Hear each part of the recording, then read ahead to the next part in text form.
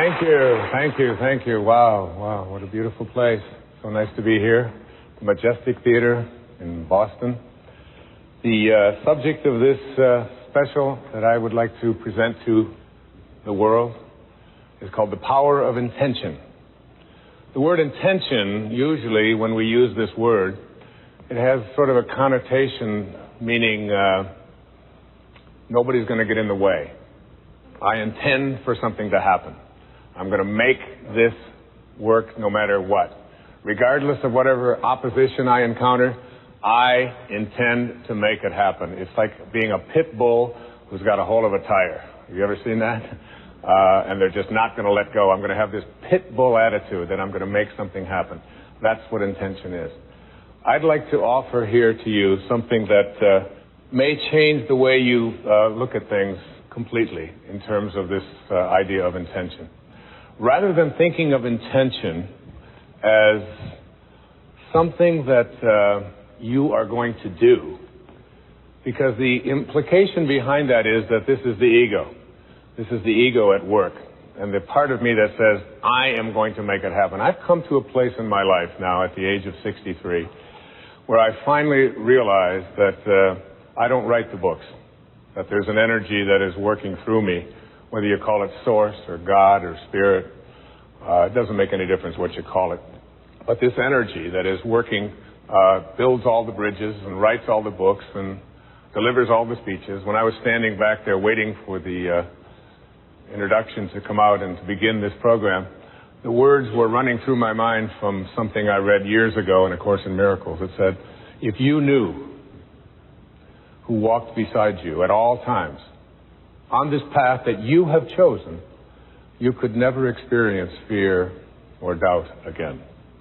If you had this knowing that there was a source, that there was something that was available to you that is responsible for all of it. And in the writing of The Power of Intention, I remember sitting down to start this book on a specific day, happened to have been Pearl Harbor Day, December the 7th. And I sat down and I put my left hand on the table and I just surrendered and I let go and I allowed the words to flow through my heart and onto the page. And I don't write with a computer. I don't have one. Can't afford it. I have 8 children and they all need one for some reason. And I don't have, all of the fancy kinds of, I don't even have a typewriter. I just allow the words to come through me onto the page. And as I was sitting there and allowing this to happen, I began to realize that there was something greater going on here. And as the days went by and as I wrote each day, getting up early in the morning, and I did this years and years ago when I first started speaking. I used to speak with notes and have everything all very carefully written out and so on. And there came a time when I could no longer do that. I just had to speak from my heart, which is exactly what I'm doing here with you today in this program. And when you surrender to this, when you begin to allow this force in the universe to work through you, you begin to realize that everything that shows up here in this world shows up from a source, from a place, from an energy, from a field, whatever you want to call it, and that we and these sort of piddly little egos of ours that believe that we're so important, and whether I get it done right or whether I don't, or whether I get it done on time or whether he does it or she does it or whatever, all of these details become almost something that occupy too much of the energy of our lives.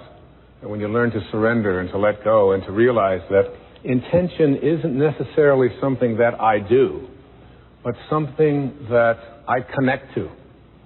And I'd like to share with you here at the opening a couple of observations, a couple of quotes that I came across as I was preparing to write this book.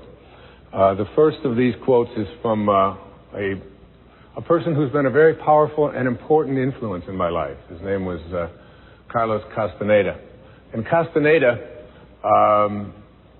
particularly in his later books, in his book, The Fire from Within and The Power of Silence and The Active Side of Infinity, he spoke about intention not as something that we do, but as something that we connect to. I included this particular observation of Castaneda's in the writing of The Power of Intention because it was this particular quote that really inspired me to write this book and to produce this program and to be here with you today. And as like everything else in my life, I almost feel as if I'm no longer the one in charge. I don't even know how it was handed to me. And when I read the words, I had them laminated and I wrote them out and I carried them around with me and ultimately knew I was going to write a book about them, about this idea. And I was going to produce a program about it. And here's what the quote says. In the universe, there is an unmeasurable, indescribable force which those who live of the source, in quotes, of the source, and of the source means sorcerer. Now, not sorcerer in the word, when we think of sorcerer, we think of witches and incantations and all kinds of hocus pocus and so on. That's not what the word sorcerer means. It means of the source, those who live of the source. In the universe, there is an unmeasurable and indescribable force which those who live of the source call intention. And that absolutely everything that exists in the entire cosmos is attached to intent by a connecting link. And then he goes on to say, sorcerers are not only concerned with understanding and explaining that connecting link, but they are especially concerned with cleansing it of the numbing effects brought about by all of the concerns of living at ordinary levels of consciousness. Very important and powerful words to consider. Think of it like this, that everything in this universe was intended here, including you, including every mosquito and every palm tree and every avocado and all of the Rocky Mountains and the oceans, that everything that shows up in the material world emanates from a source. And this source can be thought of as that which intends things into the material world.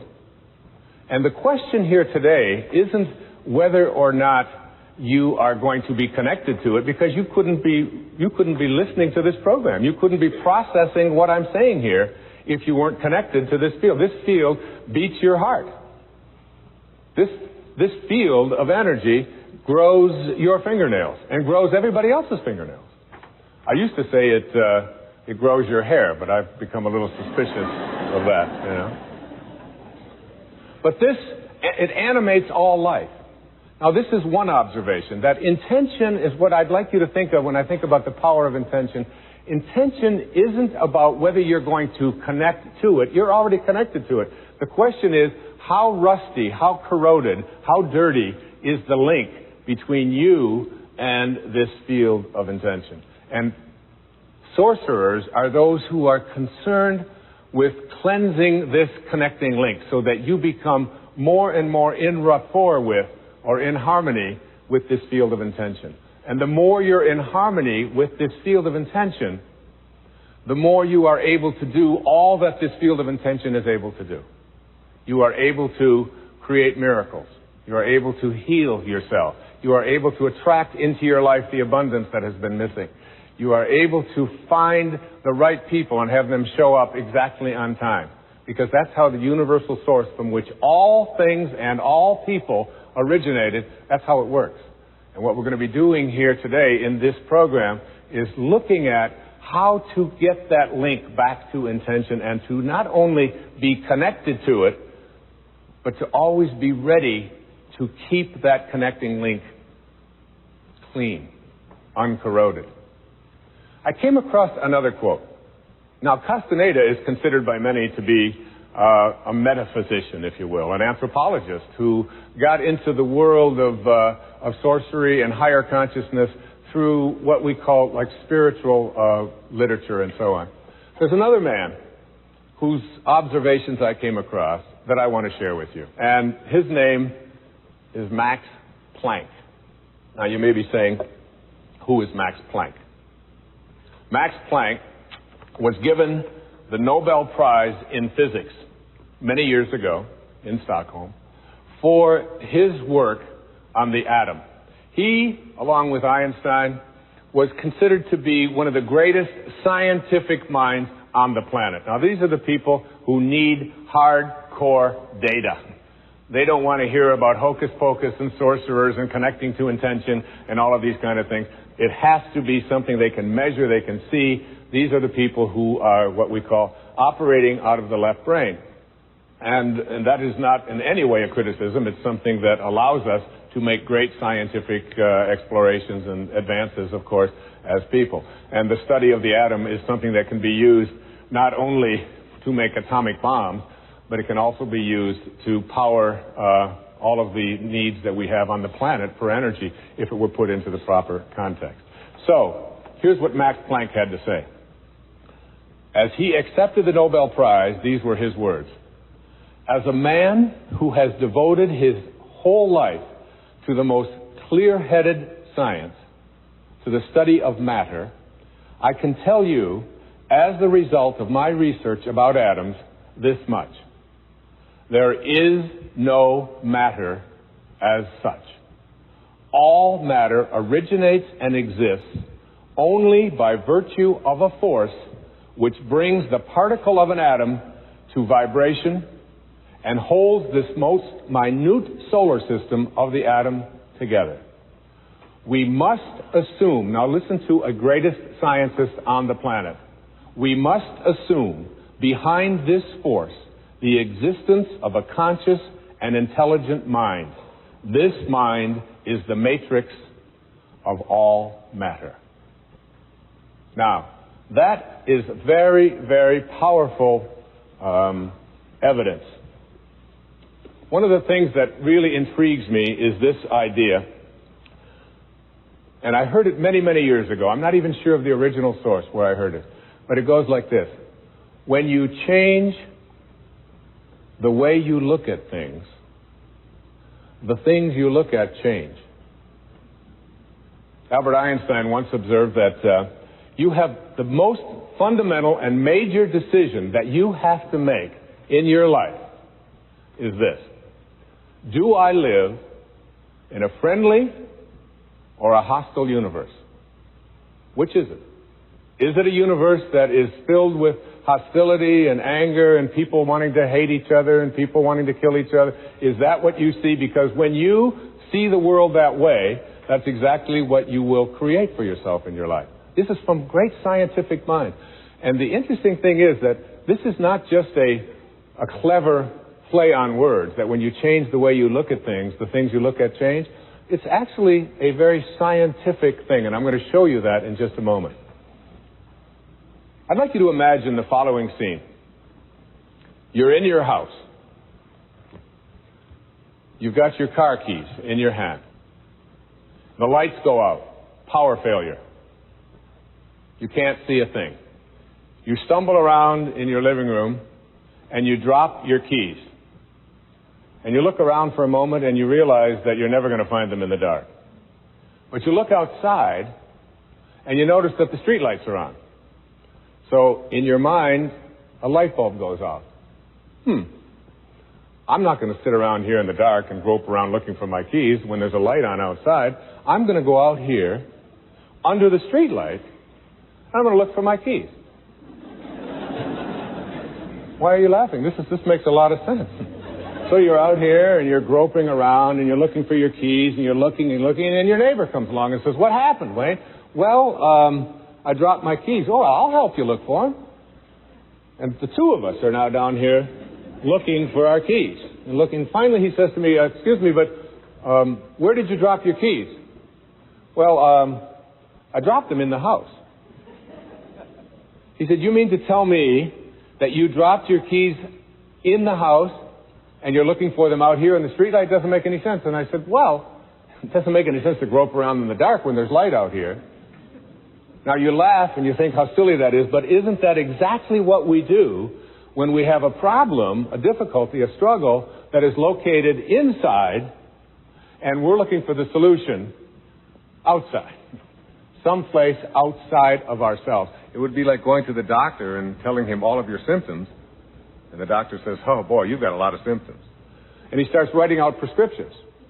You need a prescription for this symptom, you need a prescription for that symptom, and finally he gets this 4 or 5, and you go to walk out, and you say, well, I'd like my prescriptions. He says, no, I'll give this one to your mother-in-law, and I'll give this one to your neighbor, and I'll give this one to your daughter, and I'll give this one to your father. I mean, you're the one with the struggles and with the difficulties, and expecting somebody else to change or something outside of you to get better in order for you to make your life work at this level that I'm calling intention is something you have to really take a hard look at. It's in here. We have to see the question isn't whether I'm connected to this field of intention. The question is, how ready am I to keep that connecting link absolutely corrosion-free? Now, I used to ask the question many years ago from studying philosophy and teaching it for many years, who am I? Who am I? I'm pretty much at peace with that now.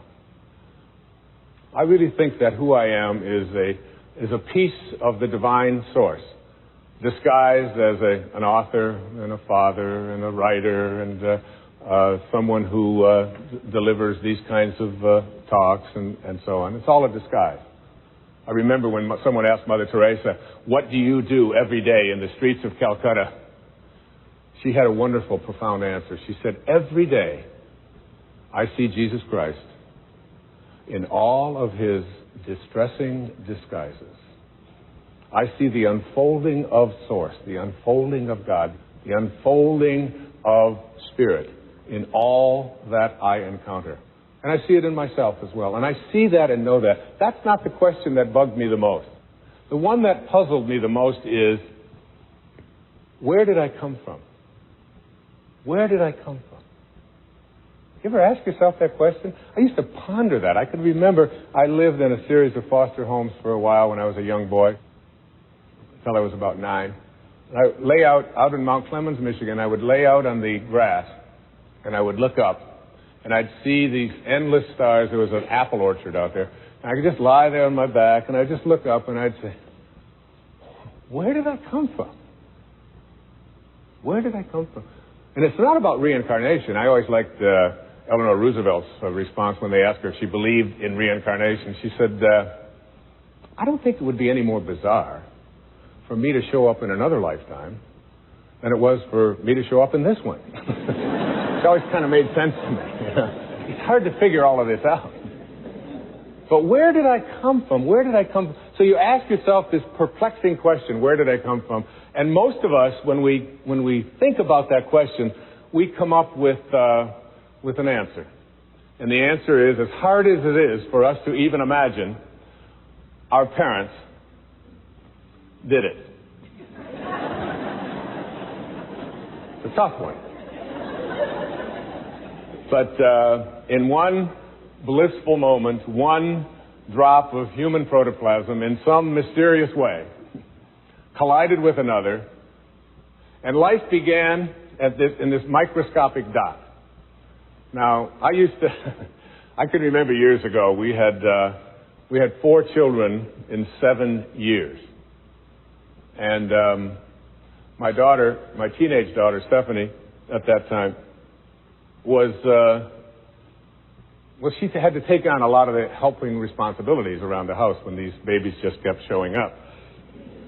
And we found out that we were going to have another child. Another mysterious thing happened. And another child was on its way. And my wife and I flipped a coin to decide who would tell Stephanie. And I lost. So I cornered her one day when she was in a really good mood. And I said, honey, you're not going to believe this, but we're going to have another baby. Oh, that's great. And her hands went. Instant pose. This is it. This foot here, this one out here. That's terrific. I said, well, it really is.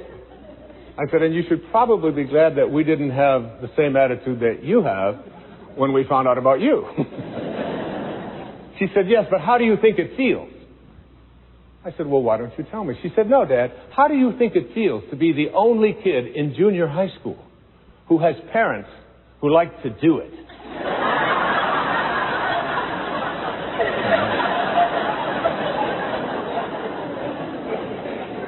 And I said, Steph, I know this is going to be hard for you to accept, but Grandma and Grandpa do it. That is just sick. That's all I know. She went just storming out of there, huh? So when we think about where we come from, that sort of is the place that we get to in our hearts.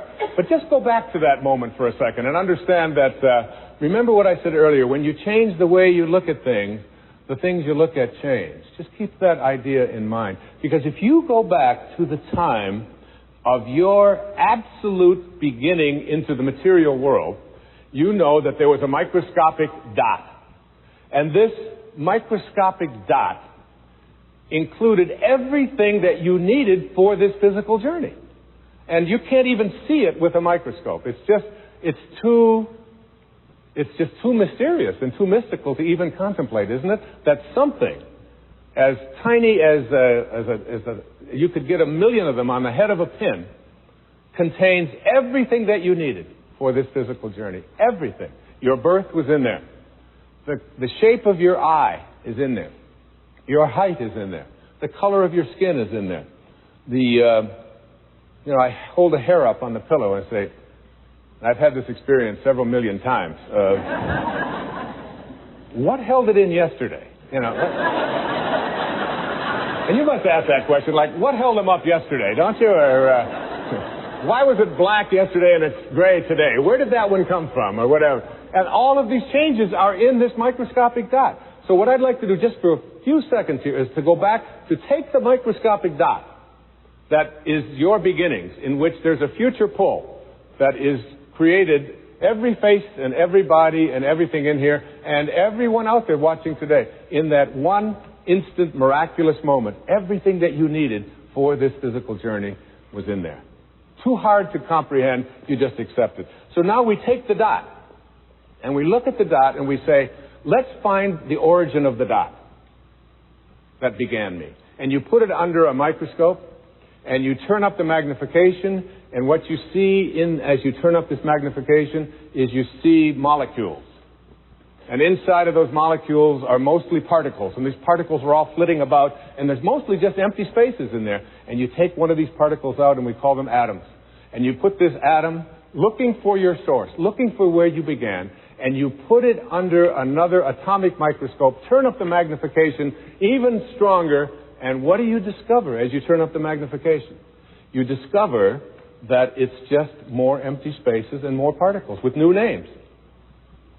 Protons, electrons, neutrons, protons, whatever you want to call them, right? We memorized them in junior high school, right?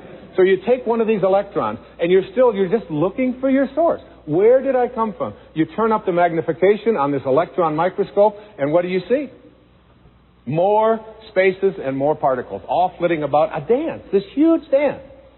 And you take one of those and you turn up the magnification, and what you have are new particles with new names called quarks. We're now looking at quantum physics, the study of the behavior of matter at the tiniest levels. And we're just looking for our source. So finally we take one of those quarks, and these quarks are really weird. My friend Deepak Chopra has often said to me, Wayne, he said, quantum physics is not only stranger than you think it is, it's stranger than you can think.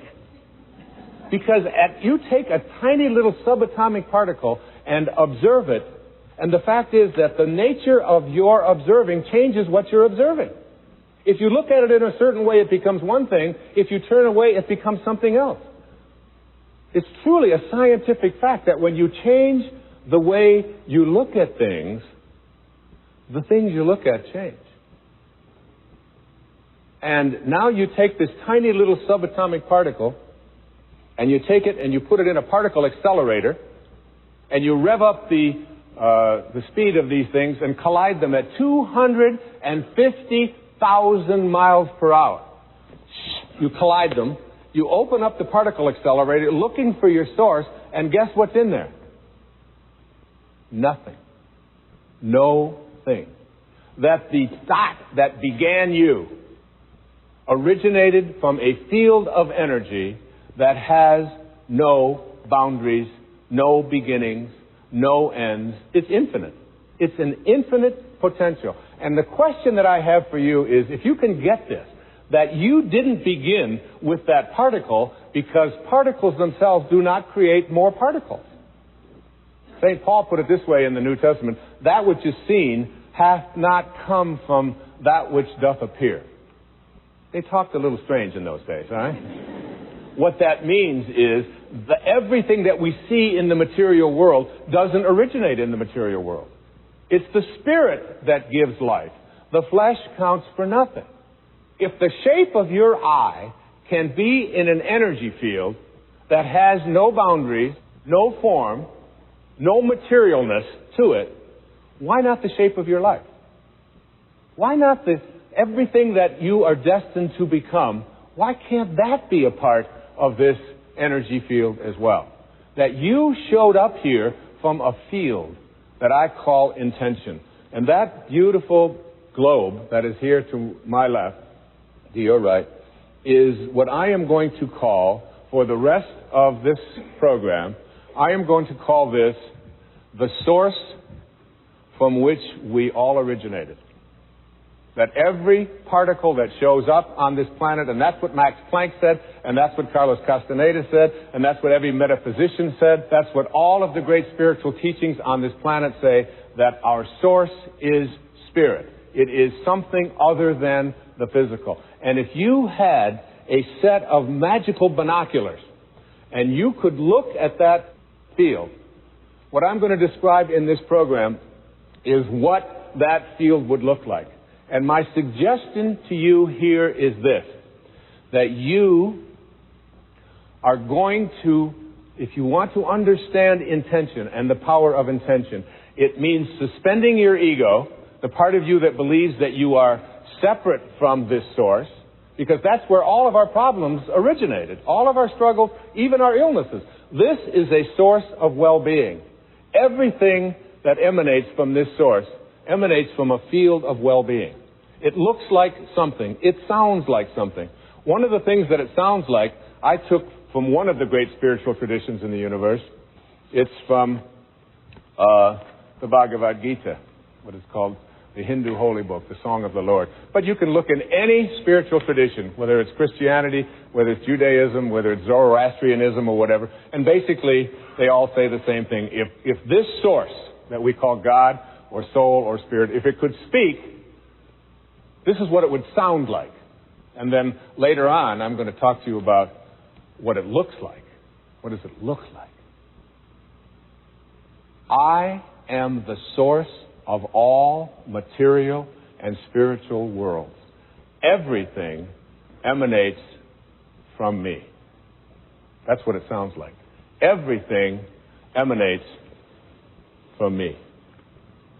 So that means you. And that's why the words, with God all things are possible, means that when you find in your heart a way to reconnect to this, and remember what I talked about in those opening quotes, that this field of intention is a field that is only corroded because we take on something that separates us from the source. And that is called the ego. And the ego is really nothing more than an idea that we carry around. It's the source of virtually all of our problems. The only difficulty is you can't check into a hospital. Like if you got an appendix problem, you check in, get an appendectomy. There's no place that I know of that gives egoectomies. It would be nice, but it doesn't work that way. So that what you want to do is figure out a way to get rid of this idea that who I am is separate from this. And this is your source. And when you reconnect to your source, live in harmony with your source, you are connecting to the field of intention. And when you're with this field of intention, everything that this field of intention from which all material worlds emanate, everything that it can do You can do because you are it and it is you. The problems that we have is we've come to a place where we believe that we are separate from it. And so we start to believe that I am what I do. And I am what I have. And I am separate from everybody else. And I am my reputation. And I'm separate from what is missing in my life. But this field from which all things originate, if it's everywhere, it's got to be in you. And if it's everywhere and it has to be in you, it has to also be in everything that you perceive to be missing from your life. It has to be in that too, because there's no place that it's not. And if there's no place that it's not, you literally are already connected to everything that you would like to attract into your life. What keeps you from doing it is your belief that you're separate from your source. We want to reconnect to this source. People ask me the question, what about a free will? If I was intended here, and the shape of my life was intended here from this source, where does that leave me with a free will? Well, where it leaves you with a free will is this. You have a free will to decide whether or not you are going to connect or not connect to that source. That's your free will. If you make a choice, a conscious choice, to stay disconnected from it and believe that you are all of these things that I just illustrated in the ego, this field of intention doesn't know anything about non-well-being. It creates from a source of well-being. It doesn't know anything about fear, about anxiety, about worry. It just is in a constant state of creating. There's a quotation that goes like this. Self-realization, which is really reconnecting to your source. Self-realization means that we have been consciously connected with our source of being. We are reconnected to this source, which I'm going to describe in detail in this program, what I believe the faces of intention look like. Once we have made this connection, then absolutely nothing can go wrong. That's from Swami Paramananda. Nothing can go wrong when you reconnect to source. All of our struggles, all of our illnesses, all of the scarcities in our life, all of the problems we have in our relationships, all of this stuff came about because we disconnected ourselves from a field of intention that is nothing but just well-being